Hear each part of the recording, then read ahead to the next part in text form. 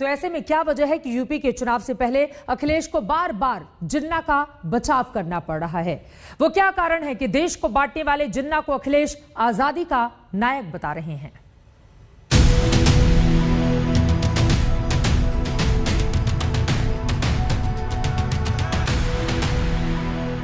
कोई किसी माफिया को गले लगा रहा है, कोई देश तोड़क जिन्ना को अपना आदर्श बना रहा है। मैं तो कहूंगा ना कि दोबारा किताबें पढ़ ली। एक दौर में यूपी की सियासत में नारा गूंजता था, जिसका जलवा कायम है उसका नाम मुलायम है।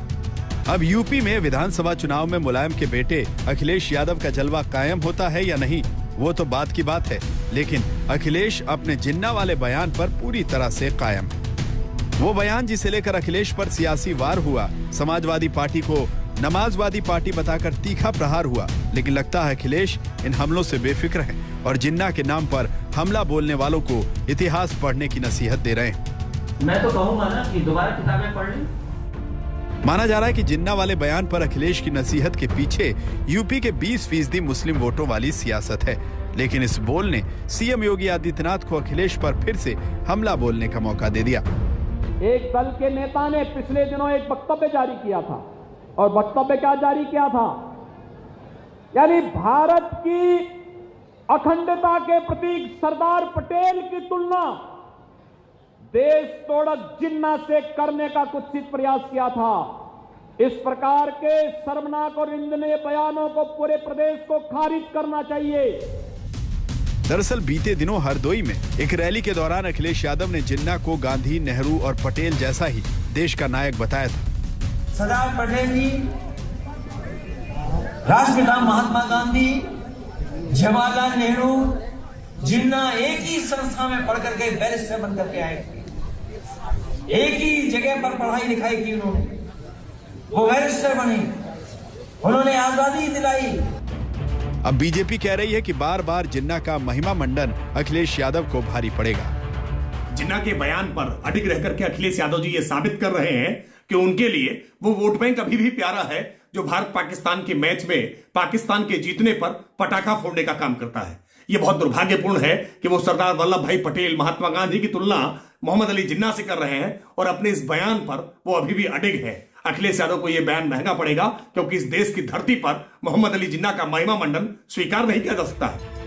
यूपी के चुनावी माहौल में हर दल, हर पार्टी अपने अपने दांव चल रहे हैं। कोई महंगाई को मुद्दा बना रहा है, कोई कानून व्यवस्था पर पुरानी सरकारों का हाल बता रहा है। सिंचाई की बेहतर सुविधा तो मिलेगी ही, विशुद्ध पाइप पेयजल योजना से हर घर नल योजना भी, यहां पर हम लोग हर परिवार तक पेयजल की योजना पहुंचाने में मदद मिलेगी। अब योजनाओं के लिए सिफारिश करने की आवश्यकता नहीं, विकास की योजना आपके गांव और आपके घर तक आएगी। हमें उसके लिए तैयार रहना होगा। वही भारतीय जनता पार्टी के लोग जो दिल्ली में बैठ करके $5 ट्रिलियन की इकोनॉमी की बात कर रहे थे, वहीं हमारे मुख्यमंत्री जी भी कह रहे थे $1 ट्रिलियन की इकोनॉमी हो जाएगी।